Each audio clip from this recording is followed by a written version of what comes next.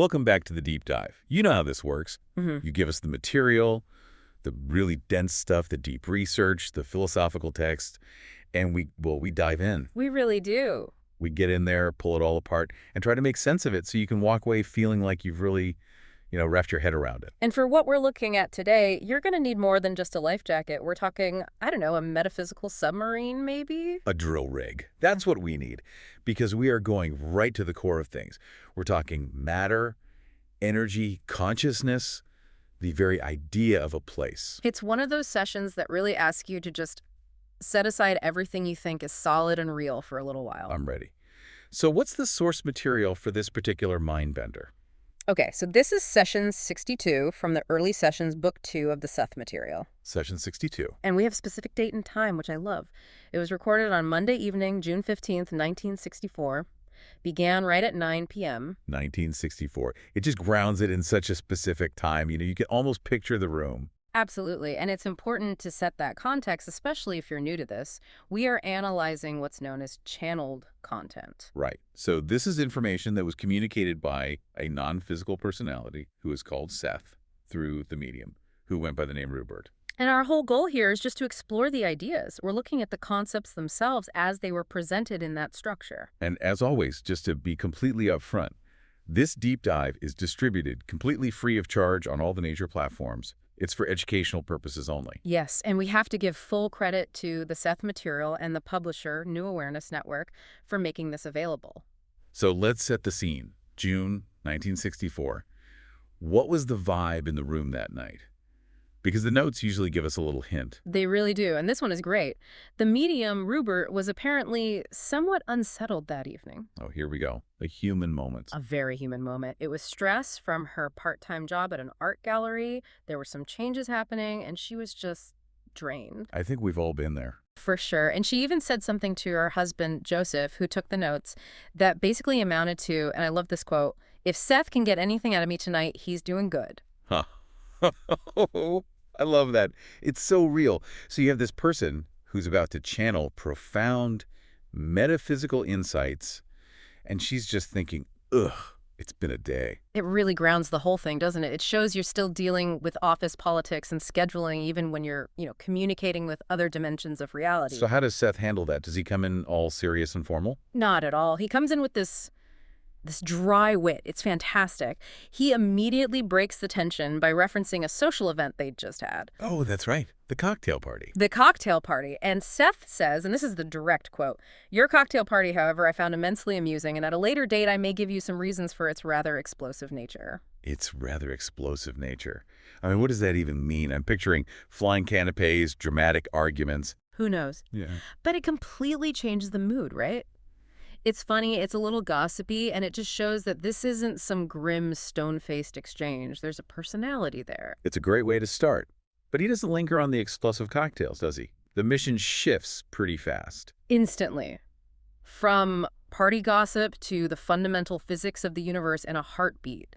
The whole session becomes about the nature of consciousness, how energy becomes form, starting from the tiniest particles and going all the way up.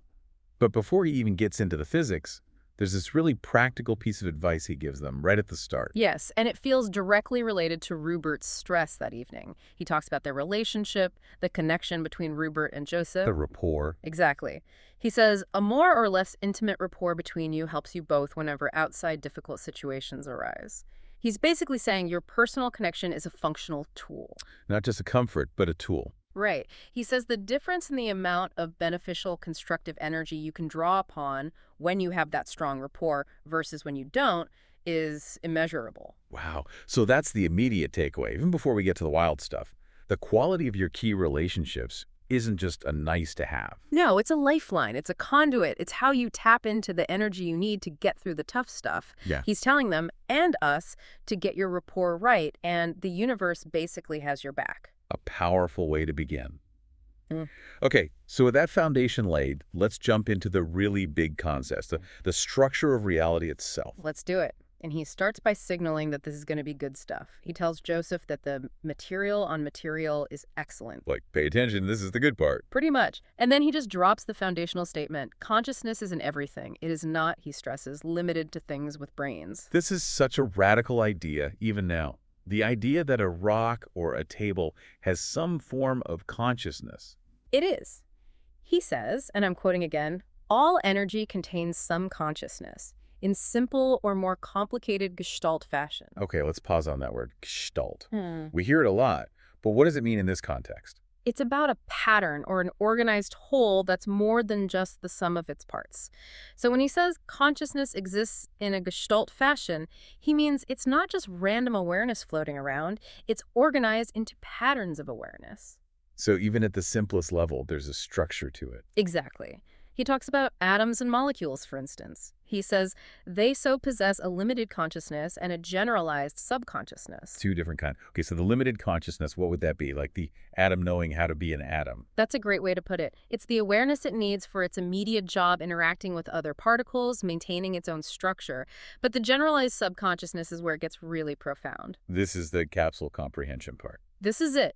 He says that this subconsciousness within every single particle contains a capsule comprehension of the universe as a whole. Whoa, hold on. So, every particle of dust on my desk, every electron in my body, has a tiny built-in understanding of the entire universe. That's the claim. It's not an active thinking knowledge, of course.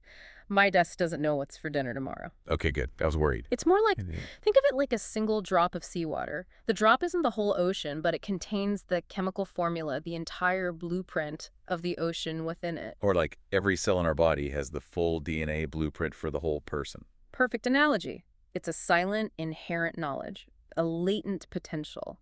And that innate knowledge is the key to everything that comes next. It's what guides how energy actually becomes physical matter. So form isn't random. It's not just particles bumping into each other by chance until something sticks. Not at all. According to this, it's an inside job. He says that when energy enters our plane, it's already individualized. It has an identity. And that identity includes this blueprint knowledge. So the particles themselves know what they're supposed to become. They know their potential. He says that based on their own innate strength and capacity, they subconsciously already know how small or large a physical pattern it can form. So an energy bit that's destined to be part of a star sort of knows that, and one that's going to be part of a blade of grass knows that. On a subconscious level, yes. It's self-organizing based on this built-in self-knowledge. Physical laws, then, aren't so much external rules being forced onto dumb matter. They're more like the agreed-upon terms and conditions that all this conscious energy is following. Yes, driven by its own internal understanding of what's possible, and that idea of agreement. Well, that takes us straight into the next mind-blowing concept, the cosmic social contract. The great cooperation. Okay, so we've got these individual conscious particles. Now, how do they come together to form, well, everything? Through what Seth calls a steady and unwavering cooperation between all of them, every single conscious entity. And this is something we just don't see. We're not built to see it. He makes a great point that our senses are equipped to notice difference and divergence than sameness. Our eyes are drawn to the one red car in a line of white ones, not the fact that all the cars are agreeing to hold their shape. So this invisible cooperation is what gives things the appearance of permanence. Exactly. The only reason this table feels solid right now is because trillions upon trillions of conscious particles are, at this very moment, agreeing to hold the pattern of table. That is just, it changes how you look at everything. It really does. And to show how universal this agreement is, he gives this wonderful, funny example. He says, your cat and the birds on your rooftop all do their part. Even the cat chasing the bird. Even that. Those actions, which seem separate or even chaotic to us, are still happening within this larger fundamental agreement that keeps the entire physical stage intact. So is this cooperation voluntary? I mean, can an atom just decide, you know what, I'm done being a table today, I'm going to be a pineapple? That's the million-dollar question. And on our physical plane, the answer seems to be no. The stakes are incredibly high. Seth states it very bluntly. The choice is between cooperation or annihilation. Annihilation, that's extreme. It is. It's not just about things getting a bit messy. He's saying it's a necessity on a molecular level. If the cooperation fails, if the energy bits refuse to hold the pattern, dissolves. It dissolves. It can't maintain its form in this particular reality. It would just break down into a less organized state of energy. So to exist here, you have to play by the rules of cooperation. Which brings us to the chair. The classic example is something we think of as totally inert. The poster child for inert objects. We look at a chair and we see a static, solid thing. But Seth says it has consciousness, just, what was the phrase? In a more generalized and much less specific manner. Right, and its choice is largely denied. Its consciousness is basically dedicated to one task, holding the pattern of chair. And this is where my brain starts to short circuit, because he says the chair keeps its form, even though no atom or molecule remains the same within it. That's the core of it. The physical stuff, the actual atoms, are in constant flux. They're flowing in, flowing out, being replaced all the time. So the chair is not a thing. It's an event. It's a process. It's a whirlpool in a river. That's the best analogy. The whirlpool has a distinct, stable form, right? You can point to it. But the actual water making up the whirlpool is never the same from one second to the next. It's the pattern that's permanent, not the substance. Precisely. And if that's true for a chair, It's definitely true for us. Our bodies. We think our identity is tied to this physical body being a permanent thing. but it's not. The stuff of which it is composed is forever coming and going, arriving and departing, and yet identity is maintained. We are the most complex, dynamic whirlpool of all. Which has to mean that our identity, the real us, is not the matter. It's the pattern. It's the consciousness that's organizing the matter. Exactly, and that leads to the next big question. If our identity is this non-physical pattern, why is it confined to this specific body? Why aren't we, a sentient cloud or a mile-long pyramid? The arbitrary limits of the self. This is where it gets really interesting. We just assume that our skin is the edge of us. And Seth says, nope, those limits are arbitrary on your part. No. We chose them. Or rather, they were developed over a long evolutionary process. And not for some deep metaphysical reason. No, for purely practical reasons related to functioning in the physical world. It all comes down to a question of management. Management. It has to do with the amount of matter that various kinds of identities could effectively manipulate and control. Our current human form is basically the ideal vehicle, the optimal size and shape, for navigating and interacting with this specific reality. So it's like we're using a specialized avatar for a very specific game. That's a perfect way to think about it. The physical universe is a restrictive field by design. The basic gestalt freedom is severely limited here. So those wilder ideas, the infinite building blocks or pyramids of comprehension that he mentions? They just can't operate here. The physics don't support it. It's like trying to run a hyper-advanced virtual reality program on a pocket calculator. The hardware can't handle the code. And because of that, whole entities, do not exist in your field, but only separate, partially disconnected portions. We are, in essence, highly focused fragments of a much larger consciousness. Our personality, our body, it's a specialized operational unit sent into this field to have a particular kind of experience. Okay, but that idea can be a little scary for people. The idea of being a fragment makes it sound like we're not complete, or that our individuality might get lost when we go back to the whole. He addresses that fear directly. He is very clear that a greater psychic organization in other realities does not involve a blurring of individuality in some undefinable whole. So no drowning of consciousness in some gigantic, benign superconsciousness. None. Individuality is retained. It's not lost. It's just integrated into a more complex structure. Think of it like a single, brilliant musician joining a symphony orchestra. They don't cease to be a musician.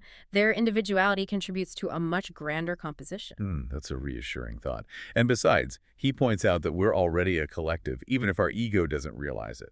Right. The consciousness in your cells, in your atoms, it already exists as its own distinct gestalt, cooperating to form you, whether or not your ego recognizes it. So we're a community of consciousness, operating under a practical, temporary boundary, which is itself just one expression of a much larger, infinite identity. And that boundary is all about utility for this specific environment, which then brings us to how these forms are created and sustained, the driving force behind it all. Which he calls value fulfillment. Exactly. It's tied to that innate knowledge we talked about. Energy has its own innate recognition of potential form, and the best example he gives is one of the most powerful in the whole session. The development of the fetus. It's the ultimate proof of this principle in action. Because, as he points out, No one atom or molecule within the fetus will exist within the adult. Just let that sink in. The entire physical substance of you is completely different from the substance that made up that initial tiny embryo. It's all been replaced, probably many times over. And yet the pattern holds. The blueprint is followed flawlessly. Flawlessly. The energy bits that are arriving to become part of your body today, right now, know the entire plan. They know the potential and the limits of the human pattern they are helping to form. This inherent drive to realize the full potential of the blueprint, that's the law of value fulfillment. Yes. What we call growth is just us witnessing this law in action. It's conscious energy perfectly forming the pattern ever anew. It's a constant dynamic recreation, not a one-time build. This just completely upends our whole concept of how reality is put together. Yeah. If it's all a dynamic, flowing pattern of energy, then where's it all happening? And that's where he delivers the final, most radical twist. He tells us to forget the habit of thinking of your physical universe as a place, for it is simply not a place. It's not a place. Locations of this sort mean nothing. Okay, my brain just officially melted. If the universe isn't a place, what is it? A state of mind, an idea. It's a field of energy relationships. And our perception of it as a place with space is the ultimate illusion. He says, and this is a quote you have to just sit with, "The appearance of space is a distortion of your own perception, and that is all." So when I look across the room, the empty space between me and the wall, that isn't real. It's a perceptual construct. We create this paradox for ourselves. We see empty stuff and call it space. Then we see solid stuff and call it matter, and we say matter is where space is not. Right, they're opposites. But that's just our limited senses creating a false binary. The reality, he says, is that so-called space and so-called material are energy. They're the same stuff, just perceived differently by our sensory equipment. So what we call distance, or space, is really just a measure of the relationship between energy patterns. That's a good way to frame it. The patterns relate to each other in a way that our brains translate into the visual experience of three-dimensional space and distance. It's a user interface for our consciousness. And that's why non-physical realities can exist, as he says, more or less within your plane and yet not visible to your senses. Exactly. They're just patterns of energy that our specific user interface is not designed to render.